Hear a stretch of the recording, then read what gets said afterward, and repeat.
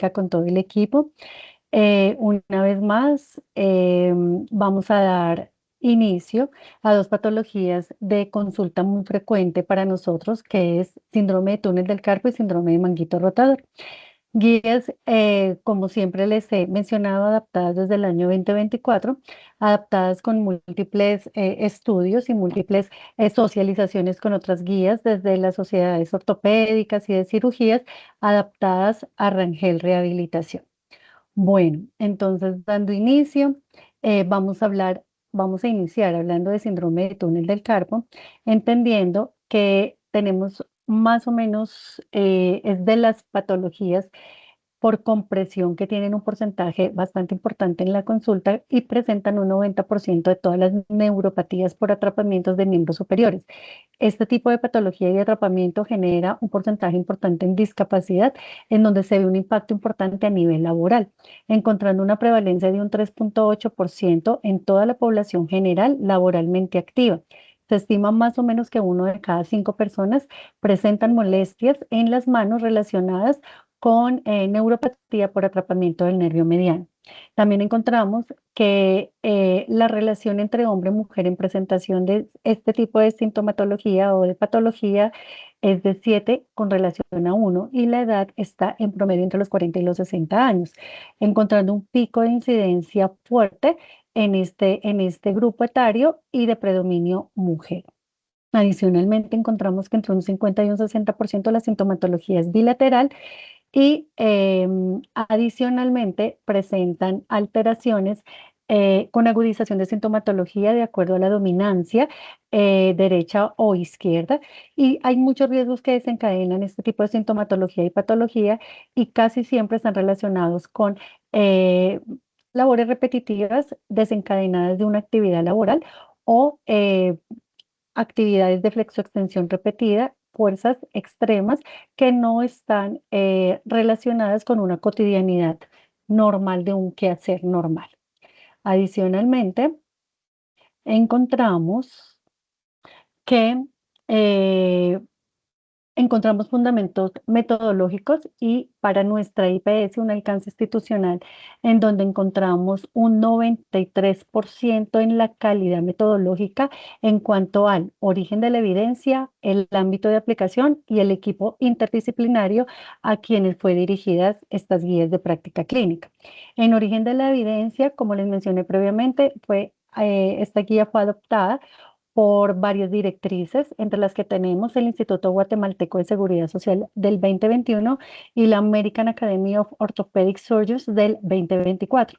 En el ámbito de aplicación está estrictamente a todo ámbito ambulatorio no quirúrgico en unos estadios iniciales y en el equipo interdisciplinario va a estar dirigido a médicos fisiatras, médicos generales, fisioterapeutas, terapeutas ocupacionales que hacen posible la rehabilitación de este tipo de patología. Bueno, es importante tener en cuenta la triada del diagnóstico clínico. El diagnóstico se basa en una muy buena anamnesis, en donde vamos a tener en cuenta la cronología de la sintomatología, las características de la sintomatología, si es bilateral o unilateral, cuáles en cuanto a la parte de la mano asociados que más presentan sintomatología. Adicionalmente, en esta parte de anamnesis, manejos recibidos previamente. Adicionalmente, qué desencadena o exacerba la sintomatología y cuáles son los factores que mejoran o disminuyen la sintomatología. El predominio de presentación diurno-nocturno, el predominio de mejora de sintomatología en actividad o en reposo, y si hay síntomas asociados como edema, limitación, rigidez, que pueden también estar enmascarando otras patologías que no siempre vienen asociadas con las neuropatías de túnel del carpo.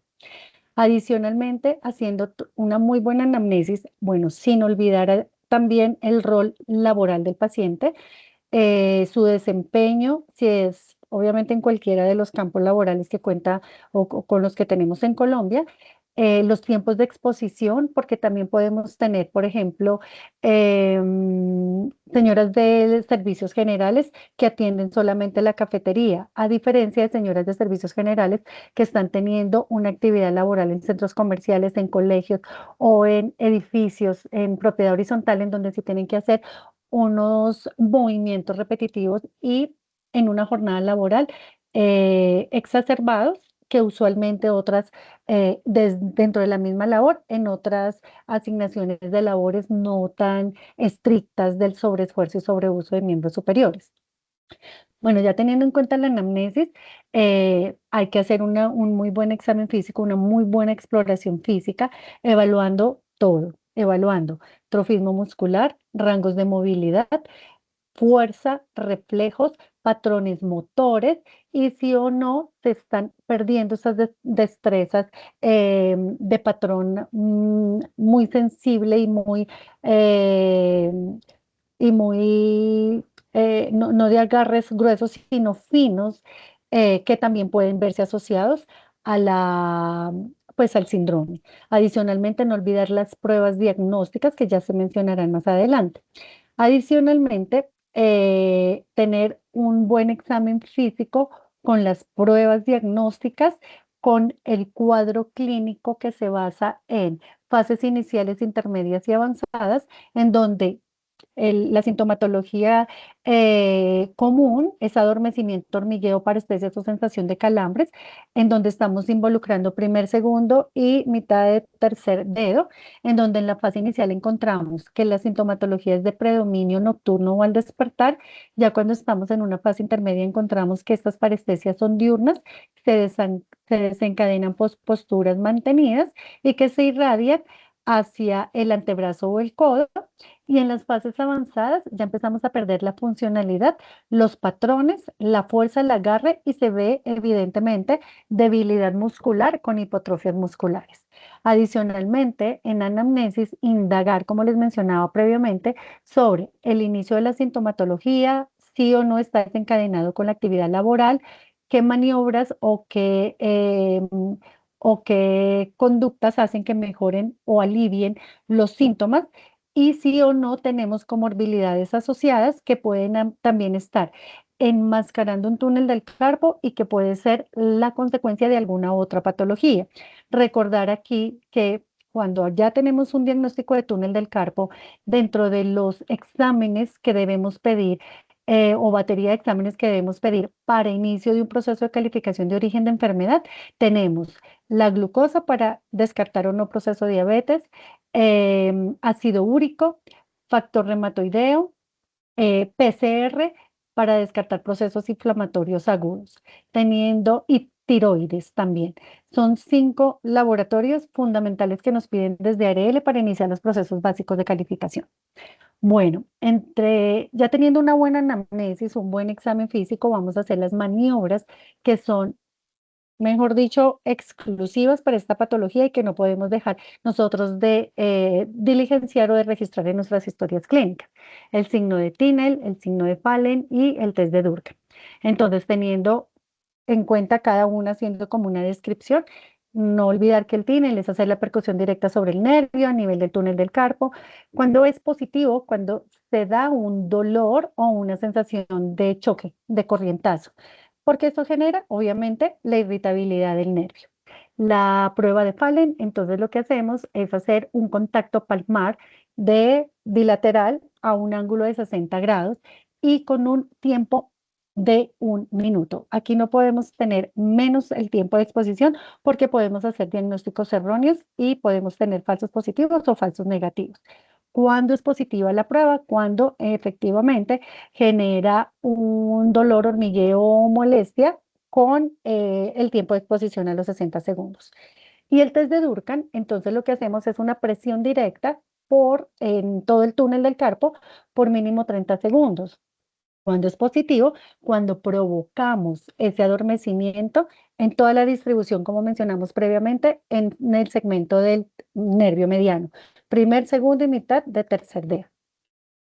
Bueno, cuando nosotros estamos, ya hablamos de la anamnesis, ya hablamos del examen físico. Ahora vamos a pasar con los exámenes diagnósticos que nos van a corroborar o confirmar la patología.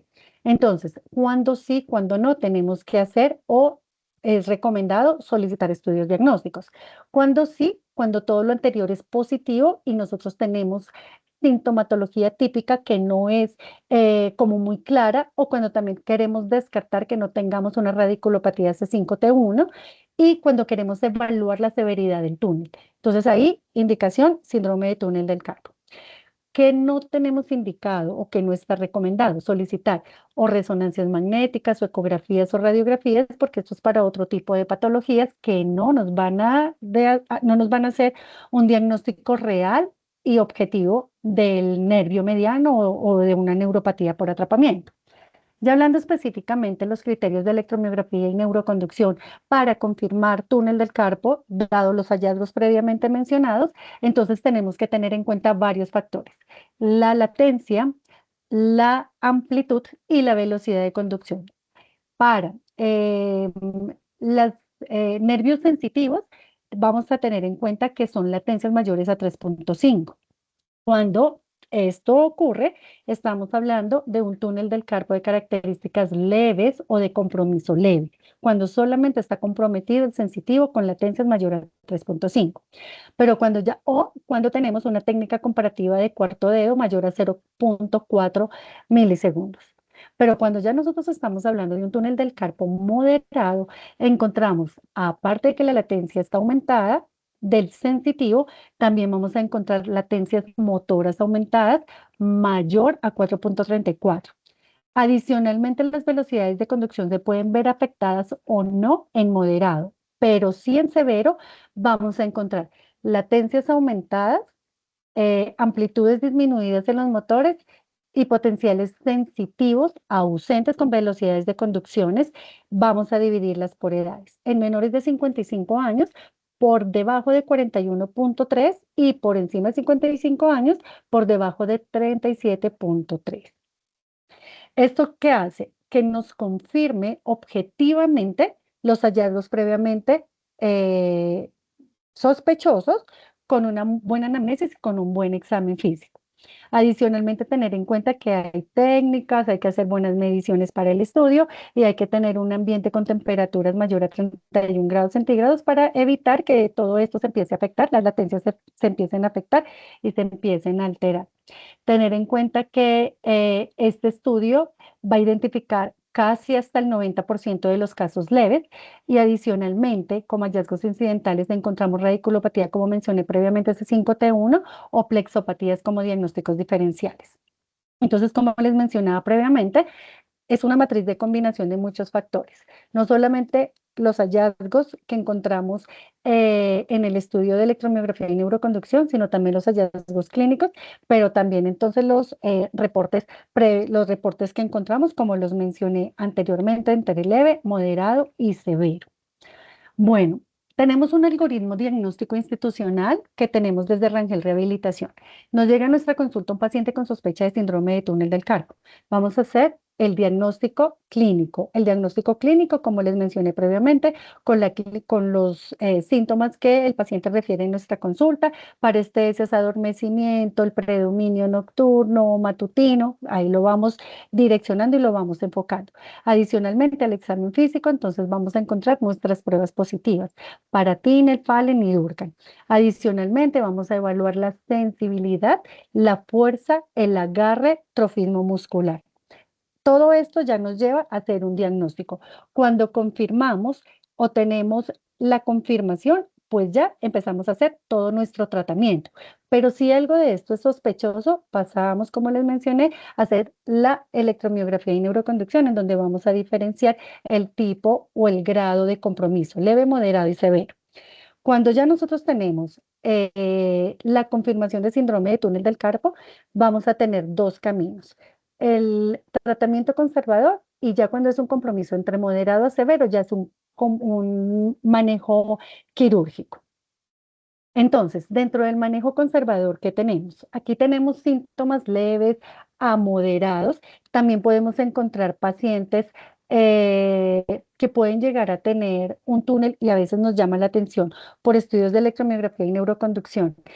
Severos, pero la sintomatología, según el paciente la refiere, no es tan severa. Entonces ahí es cuando nosotros tenemos que empezar a identificar y agrupar a nuestros pacientes de acuerdo a los manejos que vamos a hacer. ¿Cuál es el algoritmo de manejo? Vamos a mencionarlo aquí rápidamente, pero ya lo voy a desglosar más adelante. Dentro del manejo conservador, cuando son síntomas leves a moderados, no olvidar el manejo ortésico para darle estabilidad, darle manejo propioceptivo al paciente y no permitir que tengamos más atrapamiento, sino estabilizando toda la arquitectura o toda la anatomía del carpo, evitar que se sigan haciendo más compresiones con mayores severidades a futuro. Adicionalmente, haciendo una reeducación en nuestros pacientes de la corrección de todos estos malos hábitos que podemos hacer a nivel hogar, a nivel social, a nivel lúdico recreativo y también a nivel laboral. Adicionalmente, si no hay mejoría con este manejo conservador, con el manejo de rehabilitación, que ya lo voy a desglosar más adelante, ya pasamos al manejo farmacológico, que vendría siendo la segunda fase de nuestro manejo con los pacientes. Entonces ya vienen manejos tópicos, manejos orales con neuromoduladores, infiltraciones, que ya lo vamos a mencionar. Pero ya cuando claramente nada de esto mejora, pues ya pasaríamos a nuestra tercera fase de manejo, que ya vendría siendo el manejo quirúrgico. Cuando nosotros ya enfocamos a nuestro paciente en lo que queremos hacer, no debemos olvidar que todo paciente debe tener unos objetivos que sean específicos, medibles, alcanzables, realistas y en un tiempo, porque recordemos que nosotros somos coayudantes a un tratamiento, más no somos médicos tratantes de una patología. Ya teniendo esto, nivel evidencia 1A. ¿Cuáles tenemos? En cuanto a los manejos conservadores, tenemos, como les mencionaba, el uso de las órtesis antebraquimetacarpianas, en donde tenemos que manejarlas para, uno, mantener una postura neutra, evitar extensiones excesivas o máximas y así disminuir la presión dentro del canal del carpo y con eso disminuir el compromiso o la compresión del nervio mediano. Estas deben usarse en predominio nocturno o en reposo para que con las actividades no le estemos generando sobrecargas y sobreesfuerzos al carpo con el uso de este tipo de elementos. Adicionalmente, ejercicios de deslizamiento tendinoso. Desde la consulta nosotros podemos enseñarle a nuestro paciente que hacer todo este retorno venoso hace que se reduzca el edema dentro del túnel, dentro del canal y hace también que efectivamente reduzca el dolor y la sintomatología. Esto tiene un impacto clínico demostrado. Esta implementación correcta del ejercicio y del uso de las órtesis ha disminuido en un 71, de un 71% a un 43% los manejos quirúrgicos en nuestros pacientes. Nivel evidencia 1A. Entonces, ya hablando de la terapia como manejo conservador, también tienen el nivel de evidencia A1B. Tenemos varias como estrategias u opciones. El láser de baja intensidad, el ultrasonido pulsado, también las ondas cortas con diatermia, las ondas de choque y la acupuntura. Evidencia en donde mencionan que sí reduce con una adecuada rehabilitación y repetición de planes caseros en casa de manera continua la sintomatología, el edema, el dolor y la discapacidad que pueden llegar a tener estos pacientes por este tipo de patología. Cada uno con sus características. Los fisioterapeutas son más expertos en esto, pero sí hay evidencia que mejore por completo la sintomatología. Ya en la segunda fase de rehabilitación, cuando este manejo conservador no tiene la respuesta que deseamos, pasamos a la segunda fase. Aquí que tenemos manejo farmacológico e intervencionismo. Intervencionismo siempre por guías, evidencia bajo guía ecográfica, para evitar lesiones de todas esas estructuras pequeñas que contienen toda la parte del túnel del carpo. Entonces, ¿qué sí está indicado? Con evidencia grado A. Las infiltraciones, como mencioné, guiadas por ecografía. ¿Qué se utiliza? Se utiliza lidocaína, se utiliza esteroides. Esto tiene por ser un espacio tan reducido, unas dosificaciones que menciona la guía ya estipulados, en donde estamos hablando de 1 mililitro, un cc de lidocaína con un cc de esteroide y un cc de solución salina. Esto en evidencia ha mostrado que reduce síntomas, disminuye o mejora a nivel de electromiografía y neuroconducción las latencias motoras cuando estamos enfrentándonos a un túnel leve a moderado.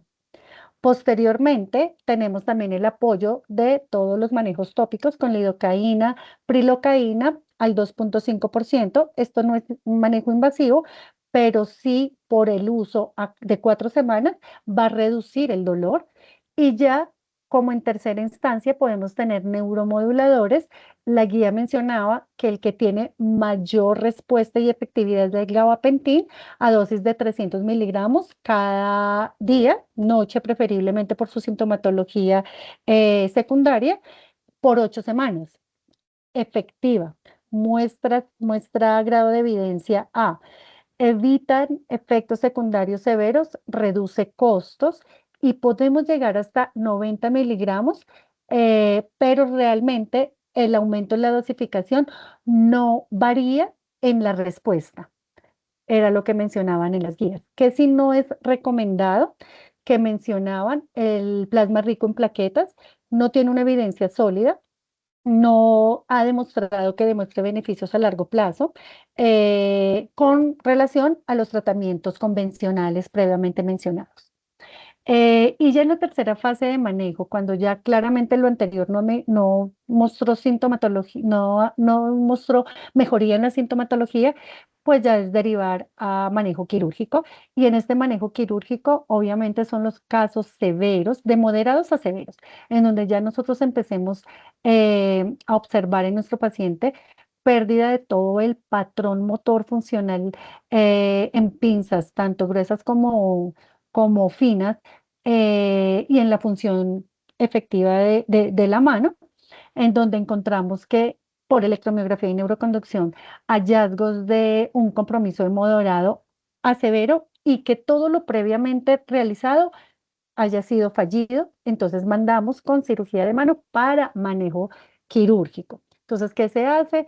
Se hace la liberación del túnel, entonces esto pues tiene sus directrices basadas en las guías de ortopedia, también obviamente revisadas por Rangel Rehabilitación, realizadas en el 2024. Pero aquí no para. Nosotros tenemos como coayudantes en estos procesos de rehabilitación el manejo postoperatorio. La evidencia muestra y tiene una evidencia alta que nosotros debemos, uno, hacer el manejo del dolor postoperatorio.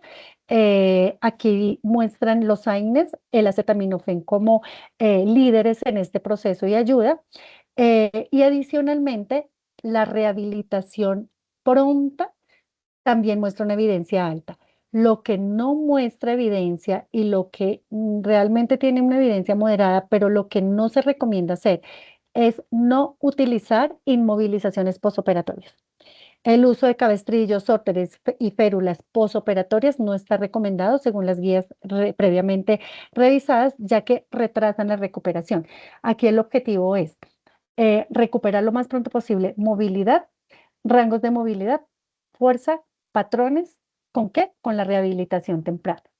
Entonces, haciendo un resumen del algoritmo clínico en cuanto al tratamiento, cuando hay el diagnóstico confirmado de síndrome de túnel del carpo y tenemos síntomas entre leves a moderados, vamos a iniciar con nuestro manejo conservador no farmacológico, el uso de órtesis, ergonomía en el trabajo con corrección de todos los hábitos que hacemos diariamente también en casa o los hábitos normales en un quehacer diario y manejo conservador con terapia física, ultrasonido láser, onda corta, onda de choque, acupuntura.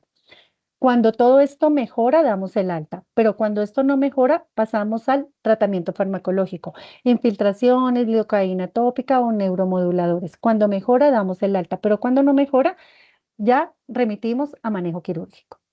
Entonces, dentro de los indicadores revisados en Rangel Rehabilitación, podemos encontrar en estas guías, ¿no? En estas guías encontramos que en la valoración clínica, los fisiatras cumplieron con un 90% en dejar en las historias clínicas registrado todas las maniobras de provocación de Fanel, Tinel y Durkheim.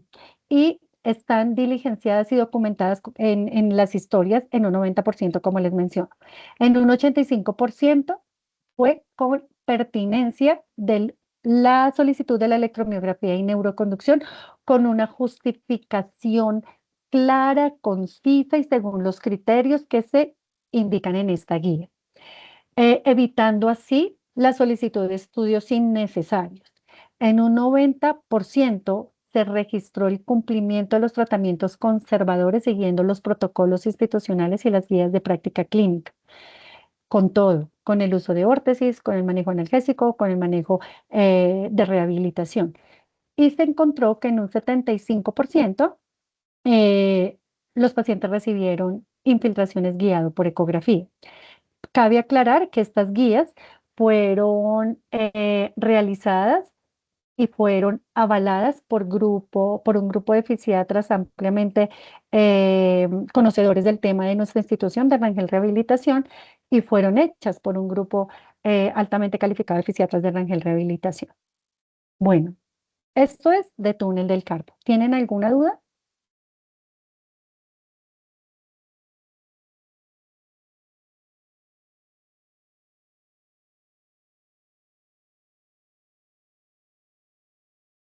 No, señora.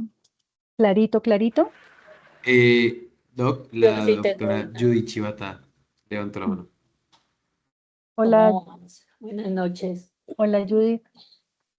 Muchas gracias por tu presentación, muy interesante, pero sí traigo con mucho respeto a desacuerdo del no uso de ecografía para diagnóstico. En las revisiones del 2025 y del 2026 se considera uno de los parámetros más importantes para poder hacer diagnóstico de síndrome de túnel del carpo, eso ya tiene evidencia científica. Y me parece importante porque si esto va a quedar como una guía, dentro de la guía debe quedar la última evidencia, basados que si no, vamos a tener problemas el día que necesitemos hacer una ecografía para hacer diagnósticos. Vale, Judith, cabe aclarar que recién inicié la capacitación, les estoy mencionando guías de práctica clínica avaladas 2024. No se han hecho las actualizaciones, entonces lo que yo les estoy mencionando es todo lo que se avaló hasta el 2024. Sería muy interesante hacer la actualización de guías de práctica clínica, lo voy a socializar también con la parte administrativa porque sería muy interesante que lo actualizáramos. Pero digamos que lo que yo les estoy mostrando ahorita es lo avalado hasta el 2024, ¿vale? Sí, sí, sí, porque no puede quedar por fuera la ecografía, es un parámetro No, pero diagnóstico importante. fundamental, tienes toda la razón y me parece súper importante. Es más, hoy hablamos con el doctor Mazaza esta mañana que sería muy interesante actualizarlas porque, como les menciono, hasta acá el grupo de expertos de Rangel Rehabilitación fue como lo que avalaron y aquí quedamos, ¿sí? Pero sí sería interesante porque ya llevamos 2 años en donde no sé si estas guías se estarán actualizando cada 2 años, porque podríamos, y hay muchas cosas muy interesantes para actualizarse, señora. Muchas gracias. Creo que la doctora Hilda también tiene la manito levantada. Sí, señora. Y el doctor Guido Mazazo Hola, también. hola, ¿cómo va? Hola, Bueno, con Doc. respecto a la ecografía, hay estudios incluso de la Universidad Nacional de Colombia que hicieron en nuestra competencia y tenemos un problema legal con ese tema. Podemos solicitar la medición del nervio mediano a los radiólogos y hacer la correlación clínica con la electromiografía, pero nosotros no podemos hacer el diagnóstico porque los fisiatras no tenemos autorizado hacer diagnóstico ecográfico. Ujú. Pero ya lo que dice Judith, hacer la correlación, quizá nosotros describirla en la historia clínica, de lo que aparecen de los radiólogos y poder hacer la correlación con lo que tenemos con los estudios de electrodiagnóstico y la severidad.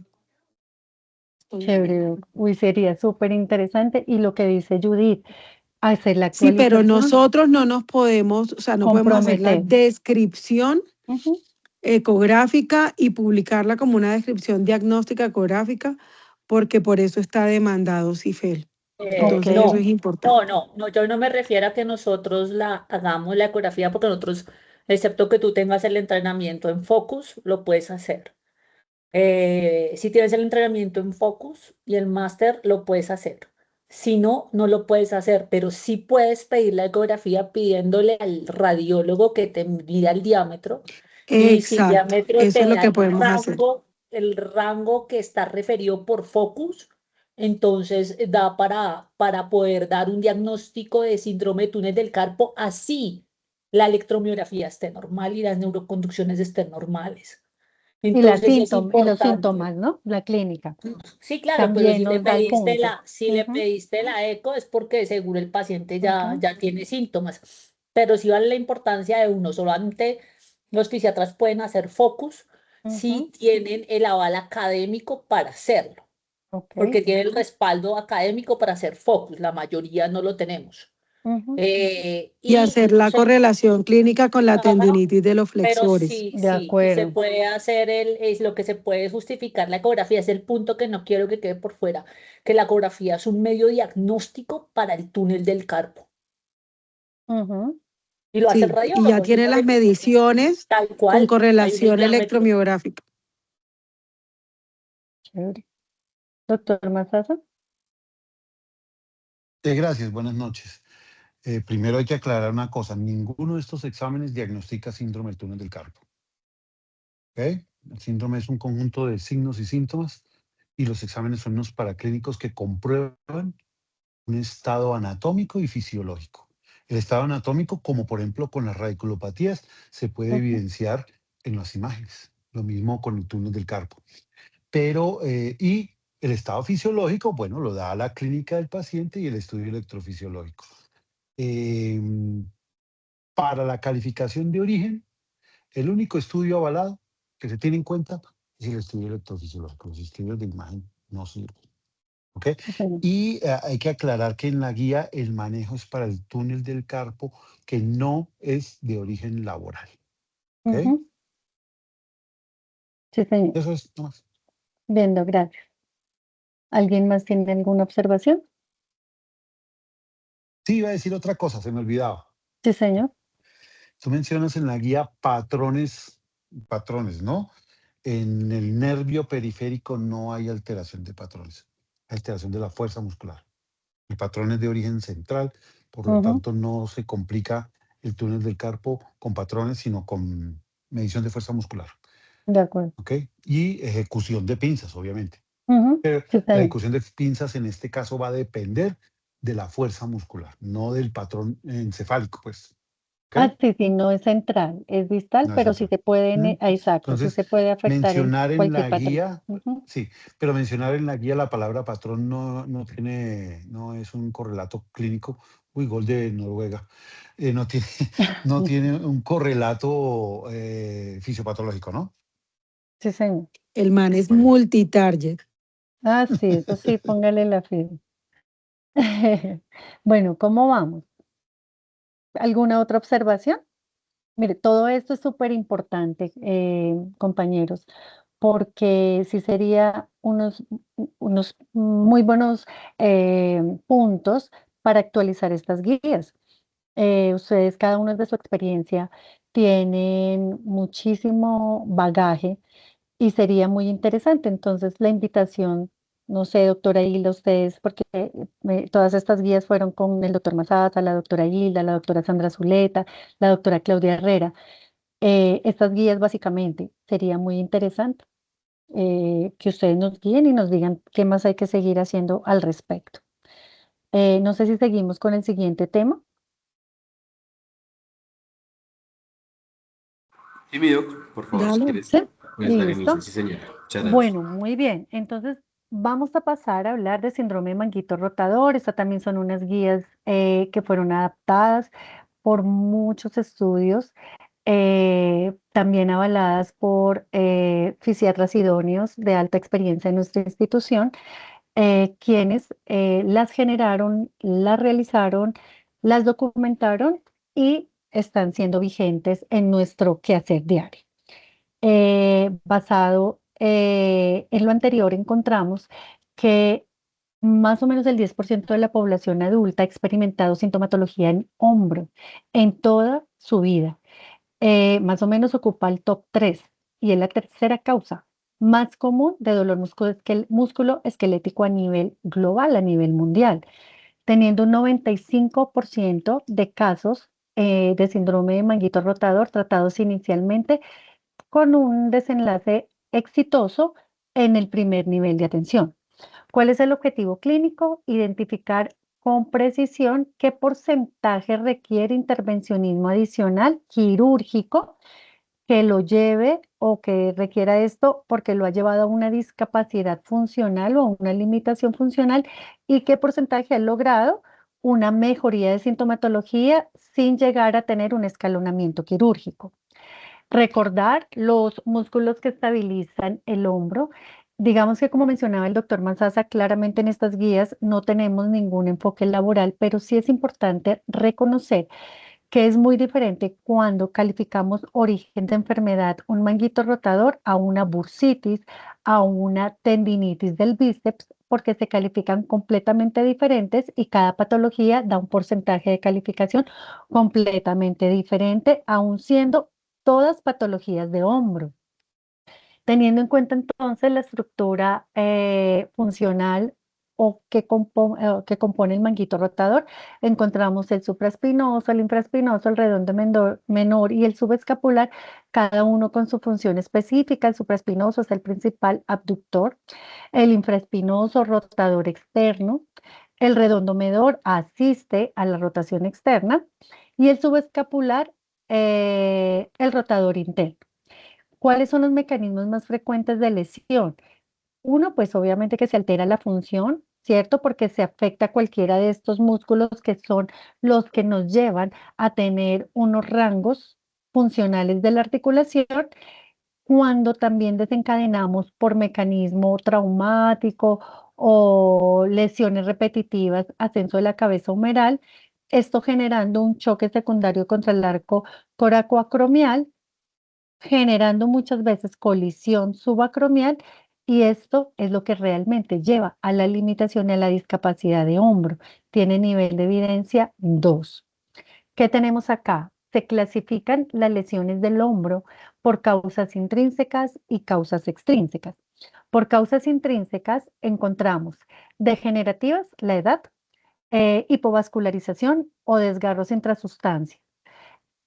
Traumáticas, encontramos traumas, micro o macrotraumas, crónicas, sobrecargas por sobreuso o sobreesfuerzos repetitivos, o que tengamos una lesión previa sin tratamiento que nos lleve a calcificación de la articulación. Dentro de las causas extrínsecas encontramos atrapamientos que pueden ser primarios o secundarios. Dentro de los primarios tenemos anomalías anatómicas del acromio en cuanto a su forma, inclinación o en osificación, cuando tenemos un síndrome de salida torácica o el opérculo torácico, y cuando tenemos atrapamientos secundarios, factores por capsulitis, cambios degenerativos ya de moderados a severos, disfunciones neuromusculares o enfermedades inflamatorias o iatrogénicas desencadenadas por cualquier manejo que se haya realizado intraarticular. Tenemos perfiles de riesgo, entonces dentro de los que más se asocian a desencadenar síndrome de manguito rotador tenemos perfil metabólico, diabetes, obesidad, encontramos también patología inmune, artritis reumatoidea, procesos como lesiones traumáticas que generan, junto con la edad y la degeneración, probabilidad de desencadenar procesos artrósicos de moderados a severos, estilos de vida como consumo de alcohol, tabaco, adicionalmente trastornos del sueño, con lesiones que presentan una alta frecuencia durante el sueño por mal posicionamiento durante el mismo, traumatismos, como mencioné, directos, indirectos, traumáticos acumulativos, crónicos agudos, que también nos pueden desencadenar la patología,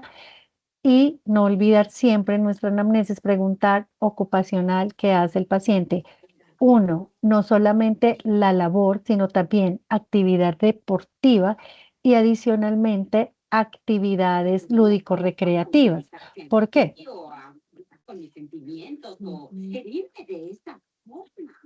Perdón, ¿alguien tiene el micrófono prendido? Ya. Ya bien, qué pena. En cuanto a lo ocupacional, tenemos en cuenta no solamente jornada laboral, quehacer diario de la vida cotidiana, teniendo en cuenta que solamente por constitución equivale a patología de origen laboral, que no compete a la guía, pero sí me parece importante mencionar toda actividad repetitiva con un mínimo de exposición de 5 años, con 8 horas de exposición, pero con una labor que se realice por encima de 90 grados, es decir, fuera del rango normal o funcional del hombro. De resto, cualquier labor que se genere por debajo de 90 grados jamás se va a eh, catalogar como desencadenante laboral de un manguito rotador. Adicionalmente, no olvidar actividades deportivas. Tenemos pacientes que hacen gimnasio, levantan pesas, hacen muchas actividades que están, uno, por encima de los pesos normalmente tolerables, o dos, con posturas más peso, que hace que se desencadenen lesiones acumulativas también en el hombro. Y hay algunas actividades como deportivas, como lanzamientos, como eh, los de disco, perdónenme que se me olvida el nombre ahorita de la actividad deportiva, que también hace que tengan lesiones del hombro. El tenis también hace que tengan lesiones del hombro y esto tiene evidencia también uno, evidencia 3, pero todo desencadena en acumulativo patología de hombro. Tener en cuenta que controlar estas comorbilidades, ya sean metabólicas o todo lo previamente mencionado, puede llegar a tener un desencadenante favorable para resolver toda sintomatología del hombro y evitando así tener que desencadenar en un manejo quirúrgico. ¿Cuál es la semiología o las características de esta patología?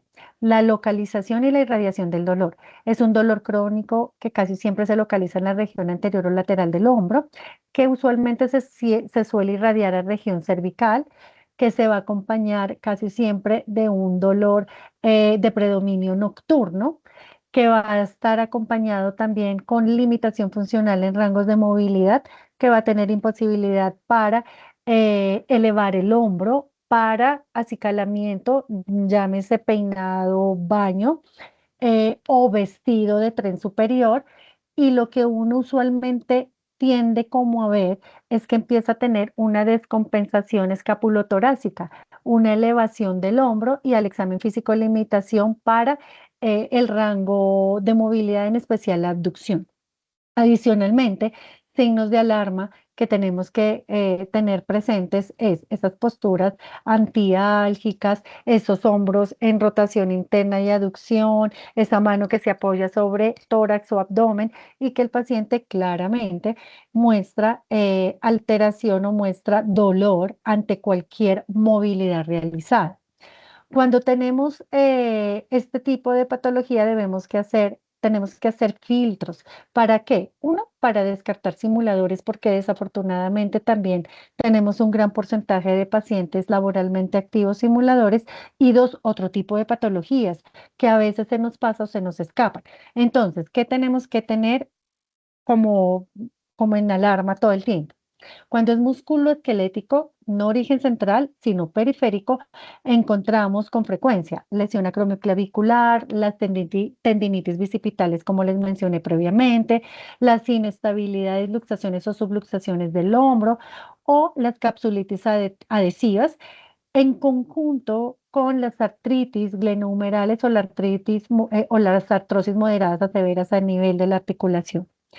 Pero no olvidar también que podemos tener patología neurológica, como radiculopatías cervicales o problemas ya periféricos que también suelen mostrar sintomatología en hombro. Entonces, no solamente podemos quedarnos con la idea de que puede ser un manguito, sino hay muchas patologías que también muestran la misma sintomatología.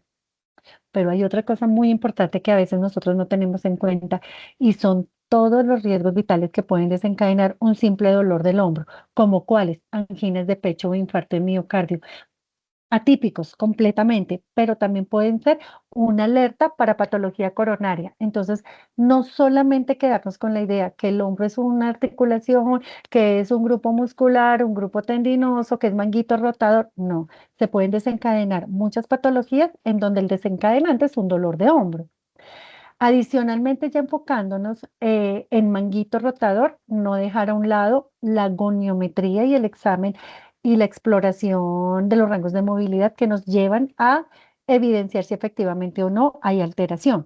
Tener en cuenta que el rango de movilidad de la abducción llega de 0 a 180 grados, en donde siempre que tenemos patología de hombro va a generar una sola de dolor, pero ahí es donde nosotros debemos identificar en qué rango de ese arco se empieza a generar o a desencadenar el dolor.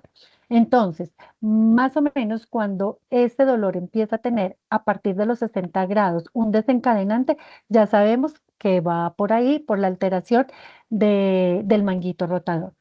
En la flexión encontramos que el rango normal es de 0 a 180 grados, pero también cuando empezamos a tener una elevación de 50 a 60 grados de flexión dolorosa, también es un punto en donde encontramos la fuerza y en evidencia un nivel A para manguito rotador.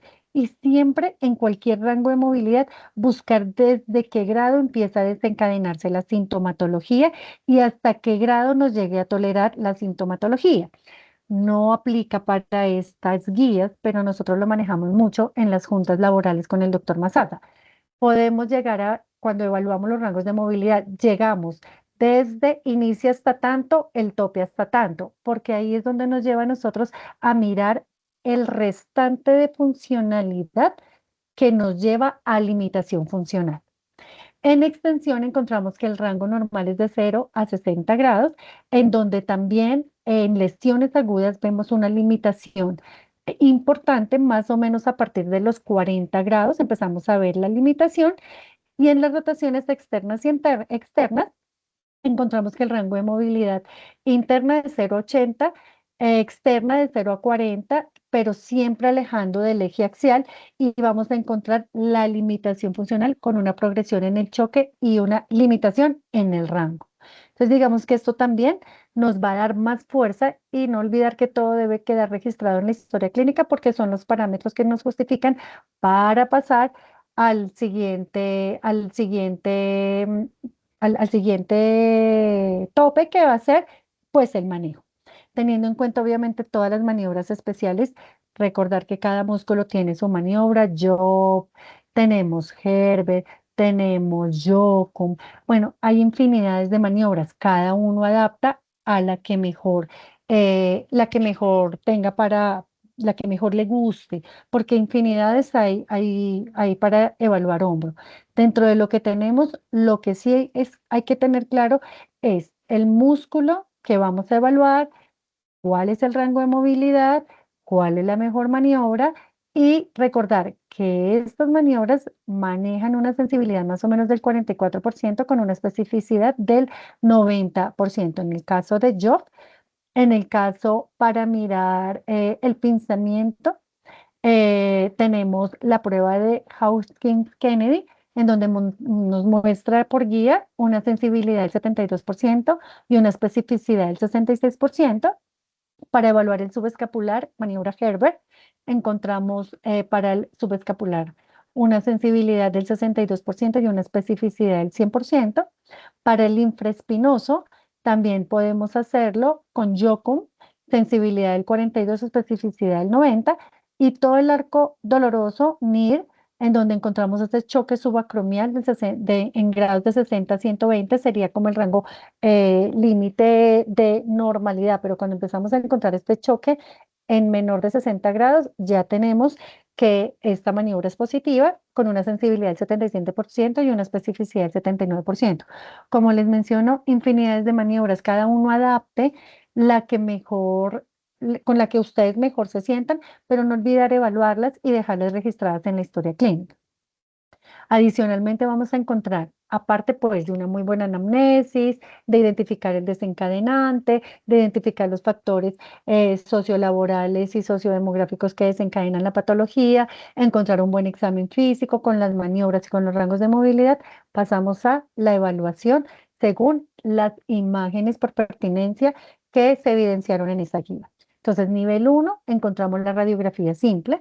Este ocupa un rol de estudio inicial obligatorio para todo paciente con sintomatología de hombro, que busca descartar que no tengamos alguna lesión asociada como fracturas, artrosis moderadas severas o hasta tumores o lesiones tumorales, en donde encontramos un espacio acromial menor de 7 milímetros, que lo que hace o nos indica la cronicidad del proceso artrósico, y logramos evidenciar la morfología normal o anormal, acromial y de toda la estructura de la articulación. Ya nuestro nivel 2 es la ecografía, en donde lo que buscamos es la evaluación dinámica en tiempo real, pero sin radiación, de todos los estabilizadores del hombro. Es muy dependiente operador. Es por eso que nosotros debemos no solo basarnos en las imágenes, sino también en lo previamente mencionado del examen físico y de las pruebas de valoración y de provocación de cada músculo a evaluar. ¿Qué buscamos aquí?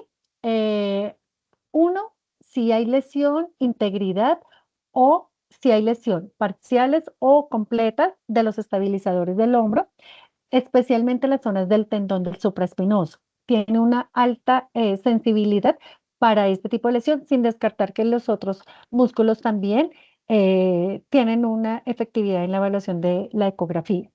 Y ya el nivel 3 es por resonancia magnética. Es el gold estándar, no invasivo, pero sí nos muestra una sensibilidad del 100% y una especificidad del 95% para definir todas las lesiones con rupturas ya severas, completas o complejas, para así nosotros definir el manejo si persiste o manejo conservador, infiltración guiado por ecografía, o ya definir un manejo quirúrgico. También existe la resonancia, digamos que este no es de nuestra solicitud común, pero sí existe es el gol estándar absoluto. ¿Pero este para qué? Para definir inestabilidades axiales de la articulación. No es de nuestra solicitud cotidiana, pero no dejar a un lado que nos muestra articulación y estabilización. Bueno, en cuanto a haciendo un resumen de todo el flujo diagnóstico, entonces encontramos pacientes mayores de 40 años con dolor de hombro, en donde tenemos una muy buena historia clínica, con una muy buena anamnesis, con unos muy buenos antecedentes médicos, laborales, sociales, demográficos, más las maniobras y un buen examen físico. Solicitamos radiografías normales. ¿Qué encontramos? Pacientes con comorbilidades, sí o no, están asociadas. Si las tenemos, no olvidar que tenemos que hacer el control de estas comorbilidades apoyándonos o de médico familiar o de internista o reumatología o de la especialidad que se llegase a requerir para controlar la patología o comorbilidad de base. Cuando no tenemos comorbilidad de base y tenemos ya la clara sospecha de que tenemos un túnel del carpo, lo que tenemos que hacer es los diagnósticos diferenciales que previamente mencioné y empezar el manejo conservador con rehabilitación. Pero adicionalmente, apoyándonos de los estudios diagnósticos para confirmar la lesión, el tipo y la cantidad de músculos o no lesionados o comprometidos. Cuando ya, como les mencioné previamente, radiografía, ecografía, resonancia o resonancia de acuerdo pues a lo que nosotros vayamos buscando e identificando en nuestro paciente. Cuando ya nosotros tenemos un reporte positivo con todo lo previamente, pues vamos a pasar a hacer pues el tratamiento. Cuando encontramos con estas patologías que pueden aparecer como diagnósticos a veces que no los estamos esperando, no olvidar que tenemos obviamente que remitir a la especialidad tratante, cardiología, perdón, cirugía de columna o ya de una vez a ortopedia o bueno, lo que nosotros identifiquemos de acuerdo a reumatología, lo que identifiquemos cuando encontramos este tipo de patologías adyacentes o concomitantes al manguito rotador.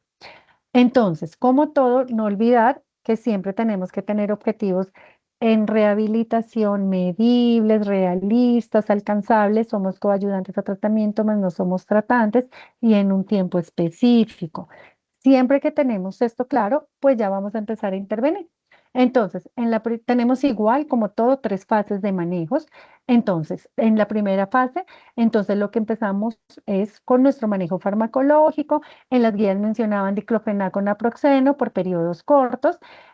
Cuando claramente no mejora, porque buscamos manejo analgésico y desinflamar, ¿cierto? Pero cuando no mejora, pues ya pasamos a la segunda fase, cuando empezamos a hacer todo lo que es intervencionismo con infiltraciones. ¿Para qué? Para reducir dolor, inflamación, mejorar movilidad, y con esto tratar de evitar por falta de la movilidad las complicaciones secundarias que se pueden derivar como un hombro congelado. Adicionalmente, mencionaban dentro de las guías que hay, para hacer una muy buena práctica, pues hay unas diluciones exactas y estrictas en donde tenemos que cuando hacemos infiltraciones intraarticulares en bursa subacromial, son 2 cc de corticosteroides, puede ser betametasona, y 2 cc de lidocaína sin epinefrina. Mencionaban y eran muy enfáticos en la guía y lo mencionaron varias veces que máximo se hacen 2 infiltraciones. Si no hay mejoría tras la segunda infiltración se suspende, no se hace una tercera y se interconsulta de una vez para ortopedia de hombro para definir manejo quirúrgico. Adicionalmente, tener en cuenta que posinfiltración nosotros debemos iniciar la rehabilitación inmediatamente. ¿Cuándo? Cuando el paciente refiere, obviamente que ha disminuido el dolor, pero con esto, ¿qué hacemos? Mejoramos, 1, difusión del medicamento, 2, promovemos desinflamación y tercero, prevenimos complicaciones derivadas por inmovilidad crónica de hombro, que es lo que en últimas hace que estos pacientes se nos compliquen. Para mí, yo menciono muchas veces con el doctor Manzasa, son de las complicaciones más retadoras, hombro y tobillo. O sea, si nosotros no movemos rápido, realmente el hombro congelado es una complicación bastante frecuente. Tener en cuenta que dentro del manejo farmacológico, las dosis que se evidenciaron con evidencia en estas guías son diclofenaco, 100 miligramos día, máximo 150 miligramos de 2 a 3 semanas y suspender. Naproxeno 250 miligramos cada 6 horas, máximo 1250 miligramos por 2 semanas, suspender. Ketorolaco, esta no la había, o yo usualmente no la suelo utilizar, pero dentro de las guías mencionaban, son 30 miligramos intramuscular OIB cada 6 horas, no más de 4 días. Y el paracetamol, que sí es de uso común de todos, 500 a 1 gramo cada 4 a 6 horas de 2 a 3 semanas en cuanto a manejo farmacológico. Ahora bien, si vamos a hablar de ahora ya de los protocolos de rehabilitación, vamos a hablar que tenemos modalidades como todo, fase 1, fase 2 y fase 3, en donde todo tenemos que estarlo supervisando porque nosotros somos, en este caso, coayudantes líderes en el proceso de rehabilitación, en donde tenemos que supervisar junto con los rehabilitadores que tengamos eficacia y evidencia, porque hay evidencia, pero que tengamos eficacia en la respuesta a lo que estamos haciendo con el paciente. En la primera fase, lo que debemos nosotros, si no ha iniciado la rehabilitación y podemos sugerir dentro de la consulta, es la movilidad asistida por gravedad del hombro. Lo que tenemos que mencionarle a los pacientes es que tenemos que hacer, son ejercicios que se conocen como los ejercicios de Codman, en donde tenemos que explicarle al paciente la figura que se menciona en la fase 1, el tronco debe hacer más o menos unos 90 grados, debe dejar el hombro en péndulo que cuelgue para que se descomprima ese espacio subacromial, repetirlo 2, 3 veces al día, todos los días, ayuda mucho a la sintomatología. Estos estiramientos pasivos activos en la segunda fase, en donde podemos explicarle de manera muy fácil al paciente mientras inicia el proceso formal de rehabilitación, en donde tiene el paciente que hacer un ascenso digital hasta una extensión máxima por la pared del hombro, o con una toalla hacer una tracción posterior cruzada, también para aliviar y descomprimir el espacio subacromial y mejorar el rango de movilidad. Todo obviamente a tolerancia del paciente, no se pueden exceder. Si el paciente no lo tolera, debe parar y posteriormente continuar. No excederse en esto, porque en vez de un beneficio, lo que vamos a generar es la agudización del dolor. Y adicionalmente, movilidad avanzada en donde hacemos la apertura a la pared en posterior y el deslizamiento a nivel lumbar. Todo esto hace que retardemos manejos quirúrgicos, tiene evidencia 2, pero si lo hacemos juiciosos, comprometidos, por lo menos durante 6 semanas, esto hace y se ha logrado evidenciar que disminuye, eh, obviamente, las cirugías de hombro que muchas veces no les va tan bien a nuestros pacientes y es un gran reto porque es una articulación realmente muy, muy complicada. Entonces, teniendo lo anterior, ya en cuanto al manejo de los tratamientos, como les mencionaba, manejo conservador, analgésicos, manejo infiltración, ya para manejos intervencionismos, sí, mejora alta. ¿Con qué? Con planes caseros, reeducación y corrección de todo lo erróneo que estamos haciendo en la cotidianidad. Si no mejora, perdón, valoración por ortopedia de hombro. Esto es en lesión leve a moderada. Cuando ya estamos hablando de una lesión con una limitación importante entre moderada a severa, entonces ya lo que hacemos es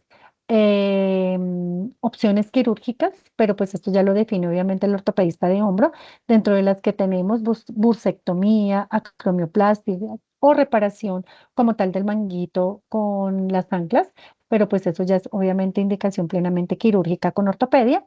Pero cuando ya tenemos una lesión completa, nosotros tenemos que definir si es reparable y no es reparable. Si es reparable, con cirugía por artroscopio o cirugía abierta, pero cuando no es reparable, lo que nosotros tenemos que evaluar es artrosis, funcionalidad o por artroscopia o por artroplastia, perdón, que ellos definan hasta el reemplazo del hombro.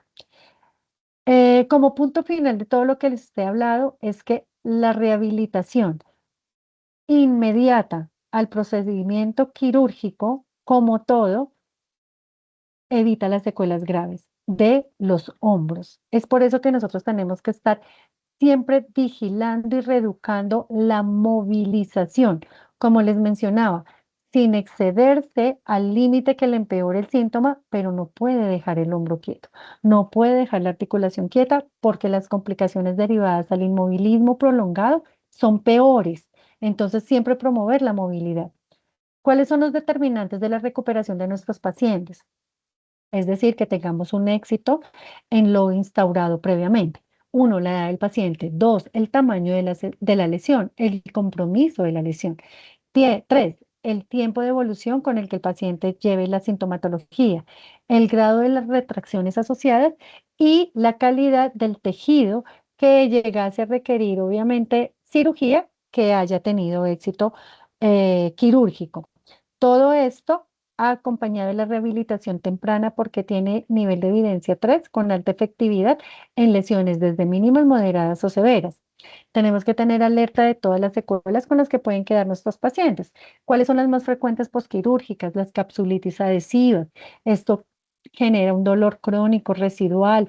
Esto es un reto, no solo para el ortopedista, sino para nosotros como rehabilitadores, porque realmente controlar este dolor derivado de estas capsulitis no es fácil. ¿Cuáles son los factores también que nos pueden llevar a estas secuelas? La cronicidad, todos los grados de artrosis dados por la disminución de estos espacios acromio-humerales, la degeneración grasa y las retracciones musculares asociadas. ¿Qué ha buscado o qué se ha visto cuando estamos ante una complicación de capsulitis adhesiva o posquirúrgica? Las movilizaciones bajo anestesia como una segunda intervención, pero no dejando a un lado nosotros como coayudantes en estos procesos con la rehabilitación y la movilidad constante de nuestros pacientes. Para terminar, un enfoque transdisciplinario nosotros como líderes coayudantes en estos procesos para la recuperación funcional. ¿Cuál es el objetivo final? No solo es aliviar el dolor, sino también llevar a nuestro paciente al máximo de recuperación funcional en todas las actividades cotidianas, sociales, familiares y laborales, para llevarlo así a que tenga la mejor funcionalidad. Ahora bien, no es el caso de las guías, pero si llevase el caso, no olvidar también que son pacientes Acuérdense, manguito rotador solito, el resto de patologías de hombro diferentes que pueden llegar a ser calificados con pérdida de capacidad laboral y hemos tenido casos de pacientes con calificaciones mayores al 50% porque claramente la funcionalidad del hombro queda completamente limitada. No olvidar los diagnósticos, no olvidar la historia clínica, no olvidar las maniobras, no olvidar dejar registrado todo en la historia clínica, no olvidar adicionalmente todas las intervenciones conservadoras, intervencionistas, no olvidar el manejo rehabilitador temprano, no olvidar todo lo que se le reeduca al paciente de la consulta, no olvidar la derivación a cirugía en el caso que sea pertinente y no olvidar la rehabilitación temprana y oportuna de los procesos posquirúrgicos. Bueno, compañeros, esto les traía. No olvidar también que estas son guías del 2024, son guías adaptadas, organizadas, realizadas por un grupo, por nuestro grupo de alta experiencia en su momento de Rangel Rehabilitación. Y ya, aquí les dejo abierta sesión de preguntas, comentarios, sugerencias.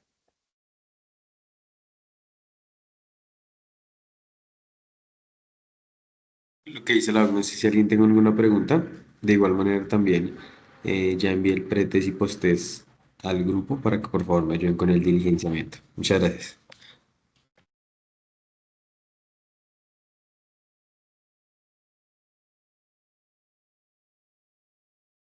Bueno.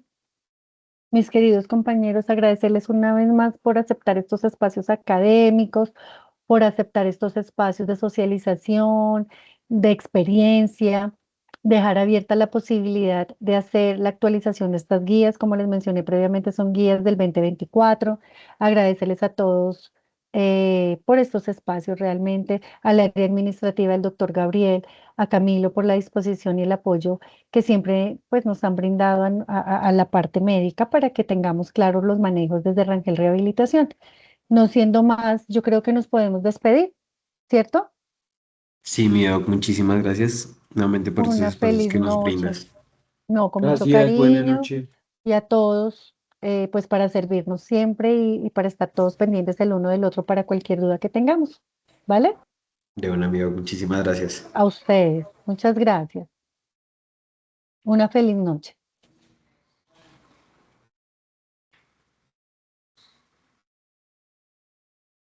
Feliz noche, gracias. Feliz noche.